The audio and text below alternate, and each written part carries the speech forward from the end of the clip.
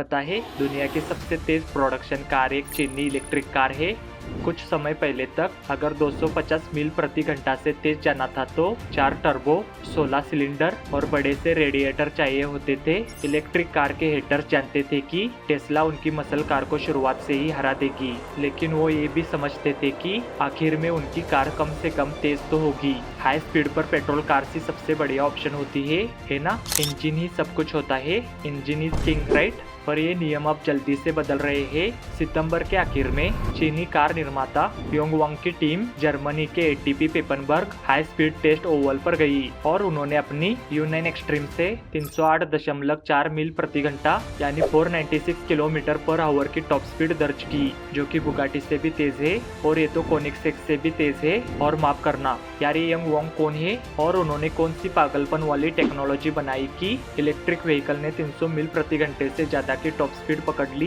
ये news viral होने से पहले मैंने योंगवांग का नाम भी नहीं सुना था, जो कि अजीब भी नहीं है क्योंकि अभी जो चीन के व्हीकल्स के इंपोर्ट्स के रूल्स है, मैं वहाँ चल रही चीजों पर ज्यादा ध्यान नहीं देता। मुझे पता है कि आप में से कई लोगों को भी ये पता नहीं होगा।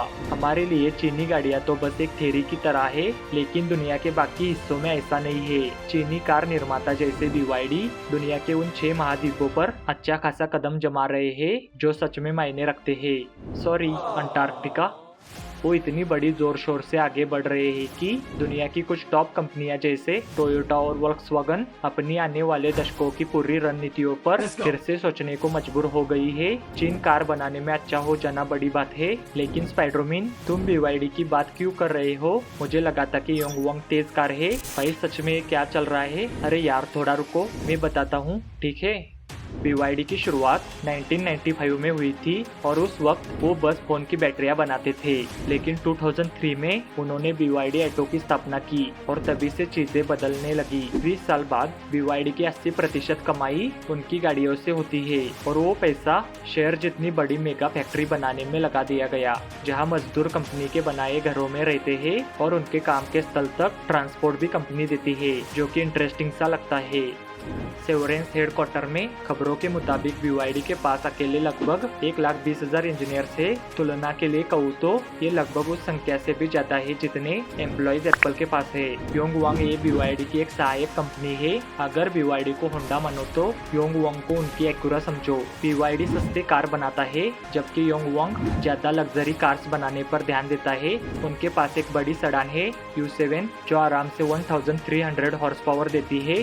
फिर है U8 जो योंगवांग का G वैगन का जवाब है। ये करीब 1200 हॉर्स पावर देती है और इसमें न्यूमेटिक सस्पेंशन सिस्टम है जो राइड की ऊंचाई बढ़ा सकता है जब आप अपने उस दोस्त के साथ ऑफ रोडिंग पर जाए। आखिर में है U9, यही इस वीडियो का मेन टॉपिक भी है। बेस मॉडल में ये एक इलेक्ट्रिक 2 दरवाजे वाली मिड इंजन स्टाइल डिजाइन है। इसकी पावर लगभग 1300 हॉर्स पावर की है और ये 0 से 60 मील प्रति घंटे की रफ्तार सिर्फ 2 सेकंड में पकड़ सकता है। बेस U9 की टॉप स्पीड 186 मील प्रति घंटा है, लेकिन इसके पीछे एक बहुत ही अच्छा कारण है जो मैं आगे बताऊंगा, जो U9 एक्सट्रीम की तुलना में थोड़ा धीमा लगता है। सच कहूँ तो U9 का स्टाइलिंग मेरे लिए थोड़ा अलग है, मुझे ये ज्यादा पसंद नहीं आया। ये थोड़ा बहुत ऐसा लग रहा है जैसे कोई ज्यादा फैंसी लेकिन हाइपर स्पोर्ट हो। बिना टैक्स के ये बेस मॉडल U9 इंडिया में करीब 2 करोड़ 6 लाख का होगा, जो कि एक एंट्री लेवल लैम्बोर्गिनी या मैक्लेरन के दम के आसपास का है। तो योंगवांग के पास वो सब कुछ है जो एक लग्जरी माइंडेड कस्टमर चाहता है। लेकिन यहाँ है असली बात, ये तीनों कारें लग्जरी सेडान, ब्रॉड डोजर और सुपर कार सब एक ही प्लेटफॉर्म पर बनी है। ये तो पागलपन है। ये कुछ ऐसा होगा जैसे लेक्सस अपनी नई सुपर कार को टैकोमा के प्लेटफॉर्म पर बनाए। ये आमतौर पर कोई सेंस नहीं बनाता, लेकिन इस केस में समझ आता है क्योंकि ये सारे योंगवांग EVs है जो BYD की इको प्लेटफॉर्म पर बने हैं। सामने 2 इलेक्ट्रिक मोटर है, पीछे 2 है और हर मोटर करीब 300 हॉर्स पावर प्रोड्यूस करती है और इसका पोर्श BYD की lithium ion phosphate blade style बैटरियों से बना है और इसमें BYD का खुद का बॉडी कंट्रोल मॉड्यूल सिस्टम है जिसे BYD डाइसस कहता है। असल में इसमें ढेर सारे सेंसर्स और कंप्यूटर्स लगे हैं जो एक पल में सस्पेंशन में कई बदलाव कर सकते हैं। योंगवांग ने डाइसस की कारों के वीडियोस दिखाए हैं जिनमें वो सीढ़ियों पर चलती है और सड़क पर आने वाली बाधाओं के ऊपर से कूदती है। U9 अपने सस्पेंशन को इस तरह एडजस्ट कर सकता है कि बॉडी रोल, झुकना और डाइविंग कंट्रोल्स हो जाए, खासकर ट्रैक पर। U9 के मामले में ये बहुत जरूरी होता है क्योंकि इसका वजन करीब 2500 500 kg है। ये वेरॉन से लगभग 680 kg ज्यादा है। लेकिन अगर बेस U9 की टॉप स्पीड सिर्फ 186 माइल पर आवर है और U9 एक्सट्रीम भी ज्यादा अलग नहीं दिखता सिवाय बड़ी विंग के, तो ये कार 308 कैसे पहुंची? खैर, मुझे लगता है कि जवाब मिल गया है।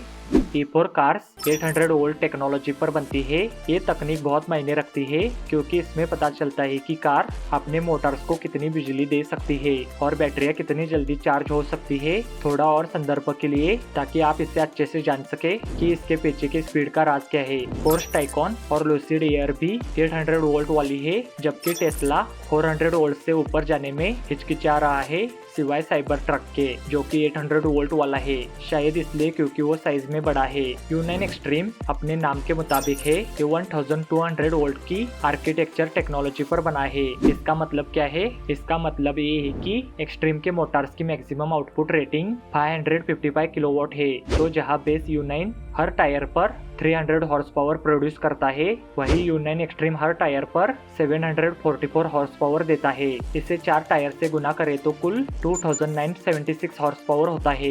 जैसे उन्होंने अपने पीसी को ओवरक्लॉक कर दिया हो। बस ज्यादा पावर दे रहे हैं ताकि साइबरपंक को फुल सेटिंग पे रे ट्रेसिंग के साथ चला सके। ये तो एकदम बेस्ट है। थोड़ा तुलना के लिए बुगाटी चिरॉन सुपर स्पोर्ट, जो मॉडर्न ऑटोमोटिव इंजीनियरिंग की सबसे कूल और इम्प्रेसिव चीजों में से एक है, उसमें 8 लीटर का क्वाड टर्बो 16 सिलेंडर इंजन होता है और ये सिर्फ 1578 की पावर देता है, जो कि U9 एक्सट्रीम की पावर का आधा भी नहीं है। लेकिन जब आप चिरॉन की बनावट और उसके अंदर की लग्जरी को देखते हैं, जो कि एक सिगार लॉन्च जैसा है और 260 की स्पीड पकड़ सकता है, तो मुझे लगता है कि मैं बुगाटी में बैठना ज्यादा पसंद करूंगा। U9 मेरे लिए थोड़ा ज्यादा ही सिंपल है, इसीलिए मैं इसके लिए ज्यादा उत्साहित नहीं हो पा रहा।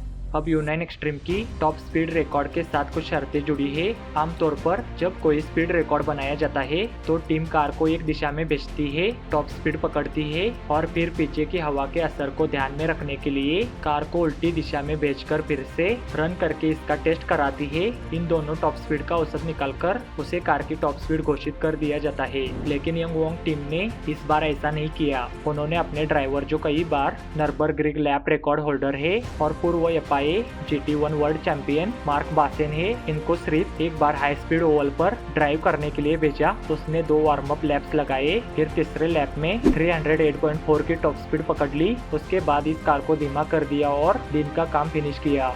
उन्होंने वापसी की रेस नहीं लगाई, इसीलिए अभी के लिए SSC टोयोटा की आधिकारिक speed record 295 mile per hour बरकरार है। इसके अलावा U9 में सेमी क्लिक टायर्स लगाए गए थे और सस्पेंशन इस रेस के लिए खास तौर पर सेट किया गया था। अगर वो फीचर्स प्रोडक्शन वर्जन में नहीं आए तो आप ये बात बिल्कुल कह सकते हैं कि ये रन सबसे तेज प्रोडक्शन कार की बात में बेकार है। लोग भी ऐसा ही कहते थे जब 2019 में चिरॉन सुपर स्पोर्ट्स 300 प्लस ने 304 माइल पर आवर की स्पीड पकड़ी थी। उस कार में रोल केज था जो प्रोडक्शन मॉडल में नहीं था और उसने सिर्फ एक दिशा में ही रन किया था। वैसे तो अगर तुम उस पास का वीडियो देखो तो लग रहा है कि U9 में अभी बहुत कुछ बाकी है। मेरा मतलब है ये चीज 500 किलोमीटर पर आवर की स्पीड के लिए बनी है, तो इसके पास एक बढ़िया मौका भी है। तो शायद ये बस एक टेस्ट रन था, जैसे कि एक तरह की चेतावनी। आपको पता है शेवी एंड फोर्ड नर्बरग्रिग पर एक दूसरे को टक्कर दे रहे हैं। पीछे मोड़ के सोचूं तो मैं थोड़ा नकारात्मक था, लेकिन असल में ये बहुत ही मायने रखता है। ये लोगों को उत्साहित करता है और आखिरकार वो टेक्नोलॉजी धीरे धीरे उन कारों में आ जाती है जो तुम और मैं आगे चलाएंगे। रेसिंग की पूरी वजह यही है और यही चीज U9 एक्सट्रीम के साथ भी हो रही है। योंग वोंग और BYD अपनी सारी बातें सबके सामने रख रही है। बाकी दुनिया इस पर कैसे रिएक्ट करती है ये उनके ऊपर है। तो अब क्या कौन यंग वोंग को टक्कर दे सकता है? आज मैंने काफी बार बुगाटी का नाम लिया है और मुझे यकीन है कि वो नए टर्बुलियन का 300 से ज्यादा वाला वर्जन बना रहे होंगे। बुगाटी की फितरत ही कुछ और है अगर वो ऐसा नहीं कर रहे होंगे, और मुझे हैरानी नहीं होगी अगर कोनिग्सेग भी कुछ नया प्लान कर रहा होगा। ट्रिमैक जैसी ईवी निर्माता अपनी 1200 वोल्ट की आर्किटेक्चर पर काम कर रहे हो या U9 से भी ज्यादा आउटपुट पाने का कोई तरीका ढूंढ रहे हो।